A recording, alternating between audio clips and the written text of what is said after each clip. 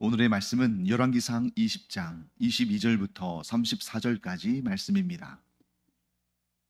그 선지자가 이스라엘 왕에게 나와 이르되, 왕은 가서 힘을 기르고 왕께서 행할 일을 알고 준비하소서. 해가 바뀌면 아람 왕이 왕을 치러 오리이다 하니라. 아람 왕의 신하들이 왕께 아뢰되, 그들의 신은 산의 신이므로 그들이 우리보다 강하였거니와 우리가 만일 평지에서 그들과 싸우면 반드시 그들보다 강할지라. 또 왕은 이 일을 행하실지니 곧 왕들을 제하여 각각 그곳에서 떠나게 하고 그들 대신에 총독들을 두시고 또 왕의 잃어버린 군대와 같은 군대를 왕을 위하여 보충하고 말은 말대로 병거는 병거대로 보충하고 우리가 평지에서 그들과 싸우면 반드시 그들보다 강하리이다. 왕이 그 말을 듣고 그리하니라. 해가 바뀌니 베나다시 아람 사람을 소집하고 아벡으로 올라와서 이스라엘과 싸우려 하매 이스라엘 자손도 소집되어 군량을 받고 마주 나가서 그들 앞에 진영을 치니 이스라엘 자손은 두 무리의 적은 염소떼와 같고 아람 사람은 그 땅에 가득하였더라. 그때에 하나님의 사람이 이스라엘 왕에게 나와 말하여 이르되, 여호와의 말씀에 아람 사람이 말하기를 여호와는 산의 신이요 골짜기의 신은 아니라 하는도다. 그러므로 내가 이 큰 군대를 다 내 손에 넘기리니 너희는 내가 여호와인 줄을 알리라 하셨나이다 하니라. 진영이 서로 대치한 지 7일이라. 일곱째 날에 접전하여 이스라엘 자손이 하루에 아람 보병 10만 명을 죽이매 그 남은 자는 아벡으로 도망하여 성읍으로 들어갔더니 그 성벽이 그 남은 자 2만 7천 명 위에 무너지고 베나닷은 도망하여 성읍에 이르러 골방으로 들어가니라. 그의 신하들이 그에게 말하되, 우리가 들은즉 이스라엘 집의 왕들은 인자한 왕이라 하니 만일 우리가 굵은 배로 허리를 동이고 테두리를 머리에 쓰고 이스라엘의 왕에게로 나아가면 그가 혹시 왕의 생명을 살리리이다 하고, 그들이 굵은 배로 허리를 동이고 테두리를 머리에 쓰고 이스라엘의 왕에게 이르러 이르되, 왕의 종 베나닷이 청하기를 내 생명을 살려 주옵소서 하더이다. 아합이 이르되, 그가 아직도 살아있느냐? 그는 내 형제이니라. 그 사람들이 좋은 징조로 여기고 그 말을 얼른 받아 대답하여 이르되, 베나닷은 왕의 형제니이다. 왕이 이르되, 너희는 가서 그를 인도하여 오라. 베나닷이 이에 왕에게 나아오니 왕이 그를 병거에 올린지라. 베나닷이 왕께 아뢰되, 내 아버지께서 당신의 아버지에게서 빼앗은 모든 성읍을 내가 돌려보내리이다. 또 내 아버지께서 사마리아에서 만든 것 같이 당신도 다메섹에서 당신을 위하여 거리를 만드소서. 아합이 이르되, 내가 이 조약으로 인해 당신을 놓으리라 하고 이에 더불어 조약을 맺고 그를 놓았더라. 자, 이스라엘과 아람 사이에 전쟁이 한 번 있었습니다. 1차 전쟁이 있었습니다. 그 전쟁에서 어느 쪽이 승리했습니까? 이스라엘이 승리했죠. 당시에 이스라엘은 7천 명이 조금 넘는 그런 적은 수의 군사들이 있었지만 이 아람의 군사는 수만 명 이상이었죠. 아마도 많으면 수십만 명이었을 수도 있습니다. 왜냐하면 아람만 전쟁을 한 것이 아니라 이 아람 왕 베나닷이 32나라의 왕들을 불러 모았죠. 그 왕들이 오면서 각각 자기 나라의 군사들을 데리고 왔을 것이기 때문에 이렇게 32나라의 연합군, 아람까지 합치면 33나라일 텐데 이 나라들의 군사는 어마어마한 숫자였을 것입니다. 그런데 7천 명이 조금 넘는 숫자로 수만 명 혹은 수십만 명의 대군을 물리친 것은 뭐 작전을 잘 짜서 그렇다거나 혹은 이스라엘 군사들이 힘이 강해서 그런 것이 아니라 그 승리의 원인은 무엇이었습니까? 하나님께서 하나님 되심을 알리시기 위함이었다. 우리가 이렇게 어제 공부를 했습니다. 자, 그때 하나님께서 이 베나닷을 이스라엘 왕 아합에게 넘겨주시겠다 하고 그 전쟁의 승리를 예언했던 선지자가 다시 아합을 찾아옵니다. 그 선지자 누군지는 알 수가 없어요. 아마도 엘리야는 아닐 겁니다. 그 선지자가 이제 찾아왔습니다. 이 선지자가 뭐라고 말하냐면 아람 왕이 해가 바뀌면 다시 전쟁을 일으킬 것이다. 자, 지금 아합과 북이스라엘 사람들은 뭐 승전의 기쁨으로 충만했겠죠. 7천 명 조금 넘는 군사들을 가지고 수만 명 혹은 수십만 명의 연합군을 물리쳐 이겼으니 얼마나 기분이 좋겠어요. 막 들떠 있겠죠. 그런데 거기 와서 좀 찬물을 끼얹는 듯한 그러한 분위기를 만들었습니다. 해가 바뀌면 아람 왕이 또 전쟁을 일으켜서 왕을 치러 올 것입니다. 자, 여기까지가 이제 하나의 정보가 제공이 됩니다. 선지자가 어떤 정보를 줬어요? 아람 왕이 결코 포기하지 않고 또 전쟁을 일으킬 것이다. 자, 그 다음에 23절부터는 이제 장소가 바뀌는 것입니다. 자, 22절은 지금 북이스라엘의 왕궁에 찾아간 선지자가 아합에게 말을 하는 그러한 내용이죠. 23절은 아람 왕과 그 신하들이 모여 있는 곳입니다. 아람 왕이 전쟁에서 진 다음에 자기 나라에 돌아가서 그 왕궁에서 신하들과 모여서 이 전쟁의 패배의 원인을 분석하고 있는 거겠죠. 왜 이 전쟁에 졌을까? 우리는 그들보다 수십 배 더 많은 군사와 훨씬 더 강한 그런 무기들을 가지고 있는데 어떻게 우리가 질 수가 있는가? 이해가 되지 않는 거죠.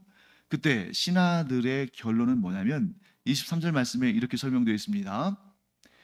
그들의 신은 산의 신음으로 그들이 우리보다 강하였거니와 우리가 만일 평지에서 그들과 싸우면 반드시 그들보다 강할지라. 자, 이스라엘의 하나님은 산의 신이라고 불렀습니다. 왜 하나님을 산의 신으로, 산의 신, 즉 산에 있는 신으로 불렀을까요? 네, 일단은 이스라엘의 지형을 살펴봐야겠죠. 이스라엘의 지형. 자, 이스라엘의 수도인 사마리아, 또 남유다 왕국의 수도인 예루살렘, 공통적인 특징이 있습니다. 어떤 특징일까요? 산지에 있는 거예요. 예루살렘은 산지에 있고, 그래서 예수님께서도 뭐라고 말씀하셨냐면 산 위에 있는 동네를 숨기지 못한다, 이런 말씀하셨죠. 왜냐하면 산 위에 있는 동네에 밤이 되어서 불을 켜게 되면 밑에 있는 사람들 다 그 빛을 볼 거 아닙니까? 이처럼 예루살렘은 산 위에 있는 성읍입니다. 사마리아도 마찬가지예요. 그러니까 이들이 그 지형을 보면서 저들이 섬기는 여호와 하나님은 산의 신이다. 그런데 이 얘기를 왜 하게 되냐면 일단 이스라엘의 지형이 그렇기도 하지만 이 아람 사람들은 다신교 아닙니까? 그러니까 이 사람들은 어떤 지형이나 어떤 문화나 어떤 상황 속에 신을 배치를 시켜요. 그래서 하늘의 신이 있는 반면에 바다의 신이 있고 죽음의 신이 있는 반면에 생명의 신이 있고 해의 신이 있다면 달의 신이 있고 이렇게 다신론의 세계관 속에서는 이런 신들이 저마다 제각각 특정 부위, 특정 일 이런 것들을 맡아서 그것을 주관한다고 생각하는 겁니다. 그런데 여호와 하나님은 그런 분이세요? 아니잖아요. 하나님은 온 우주 만물을 창조하시고 모든 것을 다스리시는 모든 것의 신이시잖아요. 그렇기 때문에 그들은 원인 분석을, 이 전쟁 패배의 원인 분석을 잘못했습니다. 자, 원인 분석을 잘못했으니까 우리가 지금 아직은 그 내용까지 나가진 않았습니다만 이 전쟁은 곧 또 누가 이길 것이라는 것을 우리가 알 수 있습니까? 하나님께서 이기실 거다. 왜? 한 번 졌는데 다시 전쟁을 일으켜서 승리해 보겠다고 회의를 하는데 패배의 원인을 잘못 분석했는데 이길 수는 없겠죠. 자, 그들은 이 아람 왕 베나닷의 신하들은 아주 머리가 좋은 사람들이고 엘리트들이겠죠. 그들이 이스라엘과 게임도 되지 않는 그러한 전쟁에서 진 이유를 두 가지로 분석을 했습니다. 첫 번째는 뭐라고요? 이스라엘의 하나님 여호와는 산의 신이기 때문에 산에서 전쟁을 했으니까 그가 유리했다. 그런데 우리가 이스라엘 백성들을 평지로 끌고 내려와서 평지에서 싸우면 우리가 반드시 승리할 것이다. 왜? 우리의 신은 평지의 신이니까. 이렇게 얘기하는 것입니다. 그리고 패배의 두 번째 원인, 이것은 24절에 나옵니다. 또 왕은 이 일을 행하실지니 곧 왕들을 제하여 각각 그곳에서 떠나게 하고 그들 대신에 총독들을 두시고. 여러분, 왕과 총독의 차이가 뭡니까? 왕은 자기가 결정권자예요. 그러니까 큰 나라든 작은 나라든 왕이면 대부분 다 자기 뜻대로 하려고 합니다. 그러니까 지금 이 신하들이 아람의 그 말도 되지 않는 패배의 원인이 이 32나라의 왕들을 데려다가 일단 큰 군대를 만들려고 그들을 다 불러 모았는데 그게 오히려 문제가 됐다. 지휘 체계가 혼란스러웠다. 그래서 제각각이고 또 작전이 잘 통하지도 않고 손발이 맞지 않고 그랬으니까 이제는 일사불란하게 우리가 대응해야 되는데, 그러려면 그 왕들 다 자기 나라로 보내고, 우리가 군대가 조금 규모가 축소된다 할지라도 그 왕들 다 돌려보내고 총독들을 세워서 왕의 명령이 곧바로 실행되도록 이렇게 지휘 체계를 정비하자, 이렇게 얘기한 것입니다. 상당히 일리 있는 말이죠. 하지만 이 일리 있는 이들의 생각이 아무 소용이 없습니다. 왜요? 하나님은 어떤 이론이나 어떤 논리로도 이길 수 있는 분이 아니잖아요. 그러니까 아무리 이들이 머리를 짜내도 그리고 아무리 지혜롭고 현명한 결정을 해도 그들이 하나님을 인정하지 않기 때문에, 하나님을 알지 못하기 때문에, 하나님의 뜻을 거스르기 때문에 반드시 패배할 수밖에 없다 하는 걸 보게 됩니다. 여러분, 이 내용이 어찌 이 당시에 한 번의 그 역사에 대한 내용을 말하는 것이겠습니까? 만일 이것이 역사에 대한, 이 전쟁에 대한 보고서라면 오늘날 우리는 이 전쟁에 대해서 아무런 관심도 없고 알 필요도 없잖아요. 하나님께서 이 말씀 속에 어떤 진리를 담아 놓으셨냐면, 하나님을 대적하는 존재들, 사탄과 마귀들, 그리고 하나님을 경외하지 않는 자들은 나름대로 저마다의 최선의 생각, 최선의 계획, 최선의 방법들을 가지고 있지만 그 모든 것이 하나님 앞에서는 아무 소용이 없다. 반대로 지혜롭지 못하고 현실적이지 못하고 힘도 능력도 없다 할지라도 하나님의 뜻에 순종하고 하나님의 말씀을 의지해서 담대히 나아가는 자는 반드시 승리한다. 이 내용을 지금 하나님께서 보여주고 계시는 것입니다. 자, 그랬더니 정말 26절 말씀 보시면 해가 바뀌니 베나닷이 아람 사람을 소집하고, 이번에는 32나라의 왕들과 그들의 군대들을 소집하지 않았죠. 아람 사람들만 소집했어요. 그러니까 이전보다는 군대 규모는 좀 작아졌겠지만 그렇다고 해서 결코 작은 무리가 아닙니다. 왜? 아람은 큰 나라였거든요. 그들이 아벡으로 올라왔습니다. 아벡은 이스라엘과 이 아람 사이에 있는 국경 도시예요. 이곳으로 올라와서 이스라엘과 대치하고 싸우려고 합니다. 그러니까 27절 말씀 보시면 이스라엘 자손들도 소집이 됐어요. 군대가 이제 모아지는 거죠. 징집이 된 겁니다. 군량도 받고 진영을 치고 대치하고 있습니다. 자, 그때 28절 말씀 볼까요? 27절 후반부 볼까요? 이스라엘 자손은 두 무리의 적은 염소 떼와 같고 아람 사람은 그 땅에 가득하였더라. 아마도 이때에도 이스라엘 자손들은 아마 한 수천 명? 많아봤자 한 10,000명에서 20,000명? 그 정도 되지 않았을까 싶습니다. 그런데 그에 비해서 아람 사람은 그 땅에 가득했다. 대략적으로 그들의 규모를 유추할 수 있는 내용이 본문에 등장하죠. 29절 말씀 보시면 후반부에 이스라엘 자손이 하루에만 아람 보병을 몇만 명을 죽였다고요? 10만 명을 죽였대요. 그리고 30절 말씀 보시면 그 남은 자가 아벡으로 도망했는데 그 성벽이 무너지면서 27,000명이 죽었대요.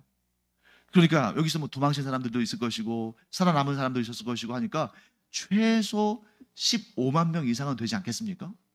그러니까 어마어마한 숫자죠. 그러니까 이스라엘 군사를 우리가 추측해 보면 최소 10배 정도의 차이는 난다고 볼 수가 있습니다.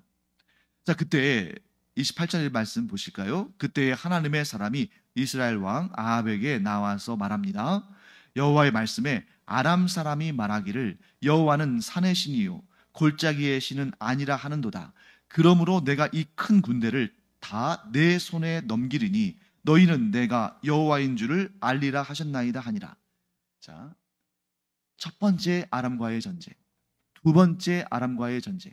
이 두 번의 전쟁에서 하나님은 사람들에게 주시고자 하는 메시지가 있으신 거예요. 그리고 첫 번째 메시지는 뭐였습니까? 첫 번째 전쟁에서의 메시지. 이 첫 번째 전쟁에서의 메시지는 주로 아합과 북이스라엘 백성들에게 주시는 메시지였어요. 어떤 메시지입니까? 여호와 하나님만이 유일한 진정한 하나님이시다. 그 교훈이 아람과 연합군에게는 잘 전달되지 않았어요. 만일 이 메시지가 아람과 그와 연합한 그 연합군 사람들에게 전달됐다면 그들이 전쟁 패배의 원인을 분석하면서 이스라엘의 하나님인 여호와는 산의 신이기 때문에 우리가 불리했다, 이런 말은 나오지 않았을 거 아닙니까? 그래서 첫 번째 전쟁의 승리는 그 메시지가 누구를 향해서 주로 갔냐면 아합 왕과 북이스라엘 백성들입니다. 그들로 하여금 그렇게 절대로 이길 수 없는 전쟁에서 승리함으로 이것은 하나님께서 행하신 일이다. 그러므로 하나님은 유일하신 하나님이시다.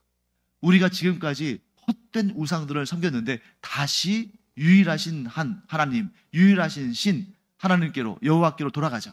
이제 이런 깨달음을 얻게 한 겁니다. 그러면 두 번째 전쟁에서의 이스라엘의 승리는 하나님께서 어떤 메시지를 주시기 위해서 예비하신 것일까요? 이번에도 역시 여호와만이 참된 신이시요 여호와 하나님이 진정한 하나님이시다 라는 메시지를 주시는데, 이번에는 북이스라엘 백성들 뿐만 아니라 누구에게도, 아람 사람들에게도 여호와 하나님만이 진정한 참된 유일하신 하나님이시다 하는 것을 드러내는 그러한 목적을 위해서 하나님께서 이 승리를 이루시는 것입니다. 자, 왜 그렇습니까? 아람 사람들이 이렇게 분석했잖아요. 1차 전쟁에서 패배한 이유는 이스라엘의 여호와 하나님은 산의 신이고 우리의 신들은 평지의 신들인데 우리가 불리한 조건 가운데서 산에서 전쟁을 했으니까, 진 것이니까 우리가 평지에서 전쟁하면 승리할 것이다. 그런데 평지에서 전쟁을 했는데 누가 승리했어요? 이스라엘이 승리했어요. 그러니까 이들은 뭘 알게 되는 것입니까? 아, 우리가 틀렸구나. 이스라엘 하나님인 여호와께서 산의 신이기 때문에 우리가 패배한 것이 아니라 그가 강해서 우리가 패배한 것이구나. 그가 우리의 모든 신들을 물리치신 거구나. 진정한 신, 유일한 신은 이스라엘의 여호와 하나님뿐이시구나 하는 것을 깨닫게 하셨다는 것입니다. 자, 그렇게 해서 이제 그들이 도망을 칩니다. 도망을 치는데 그들 중에 27,000명이 성벽에 깔려서 죽어요. 자, 이 사건은 왜 등장할까요? 하나님께서 도장을 찍으시는 거죠. 내가 산의 신이기 때문에 너희를 패배로 이끈 것이 아니라 나는 모든 것, 모든 사람들의 신이다. 그리고 이것이 우연히 발생한 일이 아니라 하나님께서 행하신 일이라는 것을 알리시기 위해서 말짱하던 성벽이 무너져서 27,000명이 죽게 되는 그런 신이 아니고서는 행할 수 없는 그런 놀라운 역사를 이루십니다. 자, 이 장면을 보면 어떤 역사가 떠오릅니까? 여호수아서에 나오는 여리고성 전투가 떠오르죠. 자, 하나님께서 이렇게 말도 되지 않는, 그래서 믿지 않는 사람들은 아유, 그런 일은 있을 수가 없어 하고 그것은 전설이야, 꾸며낸 얘기야 라고 말할 정도의 사건을 하나님께서 일으키셔야 그 사람들이 하나님의 존재를 인정하지 않겠습니까?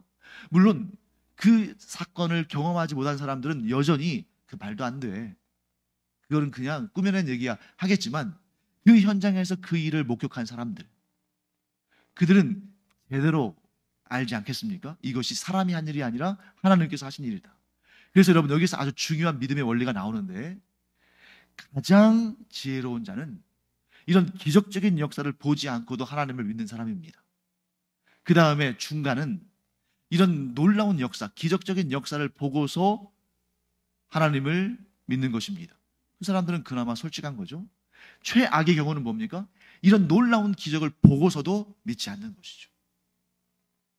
그래서 여러분, 우리가 보지 않고 믿는 자가 복되다 하시는 그 성경의 말씀이 우리 가운데에서 이루어졌음을 감사해야 돼요.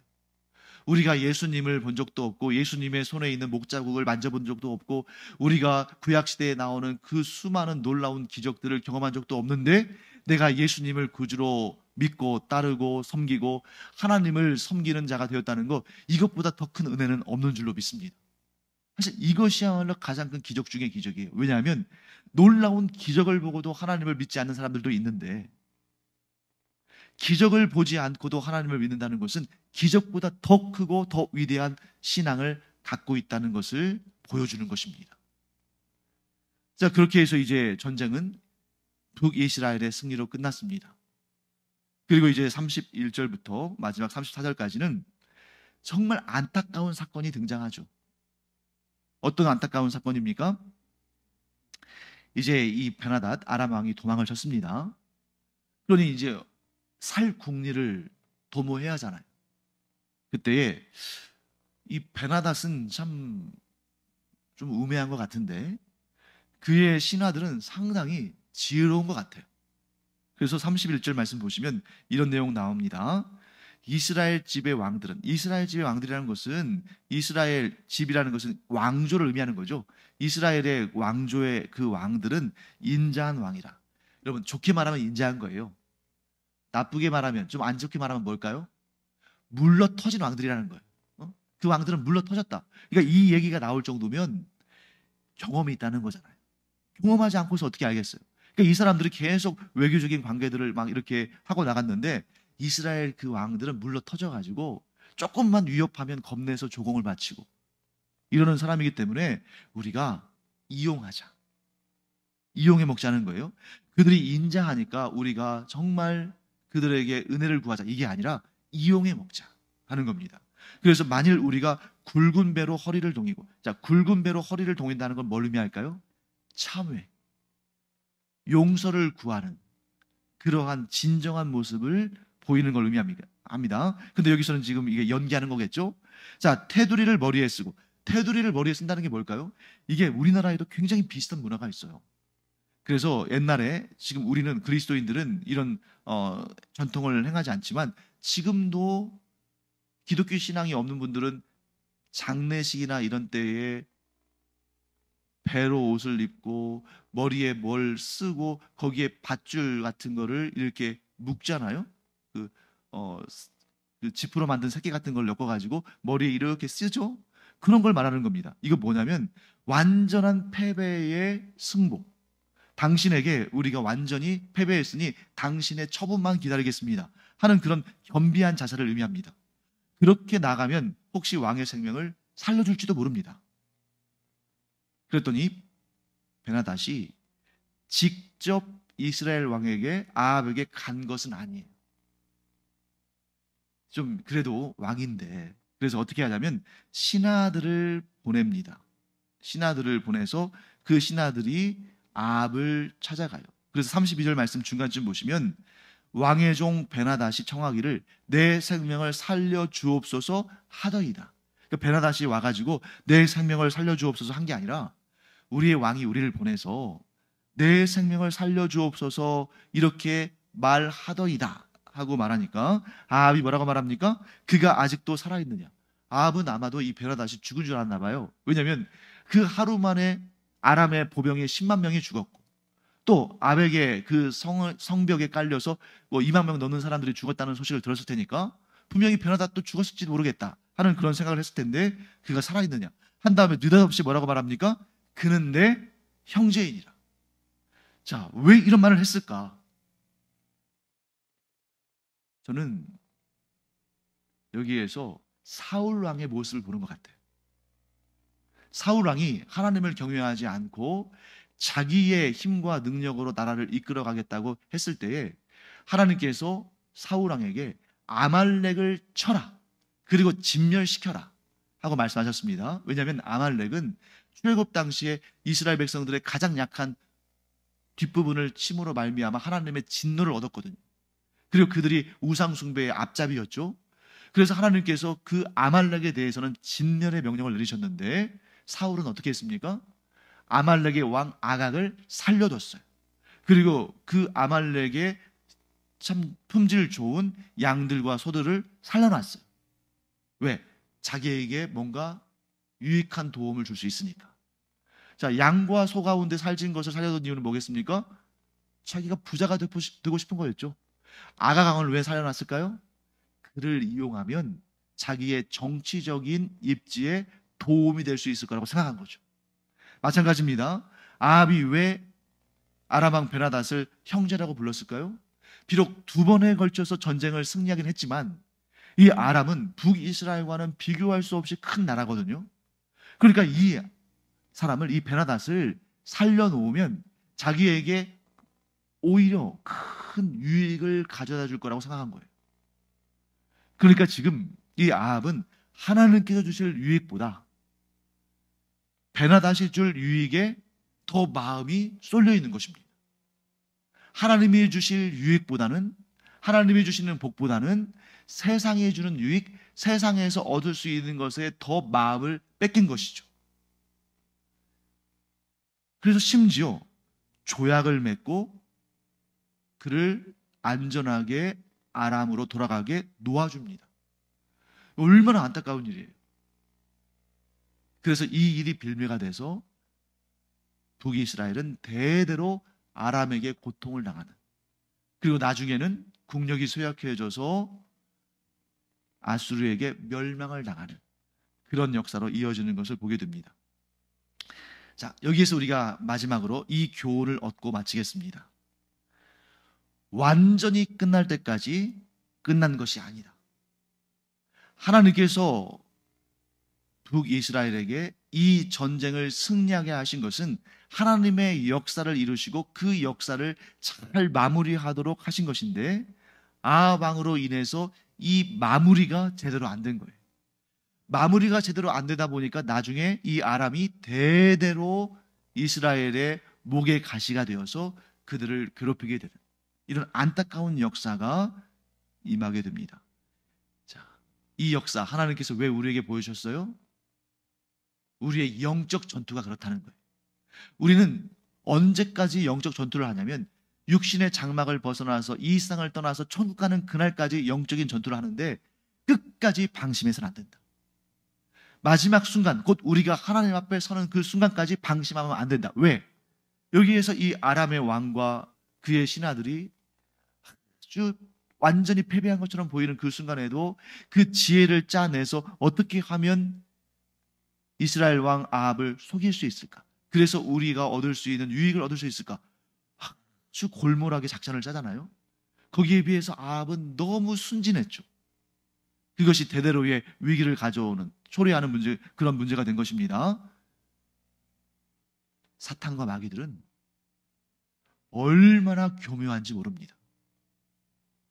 우리의 머리끝에 앉아가지고 우리의 모든 것을 지켜보면서 우리의 가장 약한 부분을 교묘하게 파고들어서 우리를 시험하고 우리를 실족하게 만들려고 하죠.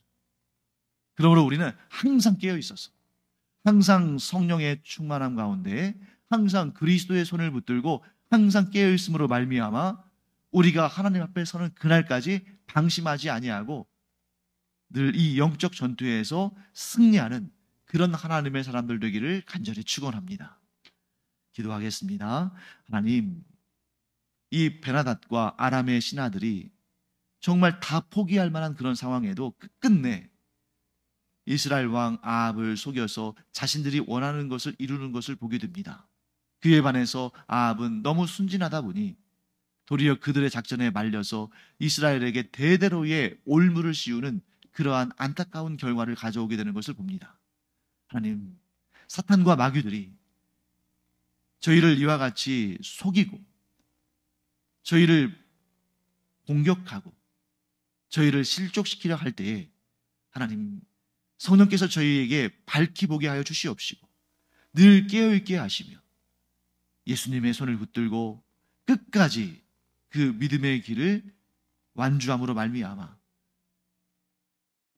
저희들이 하나님께 칭찬받고 또 이 영적인 놀라운 전투에서 승리함으로 생명의 면류관을 받는 그런 영광을 허락하여 주시옵소서. 감사드리며 예수님의 이름으로 축복하며 기도합니다. 아멘.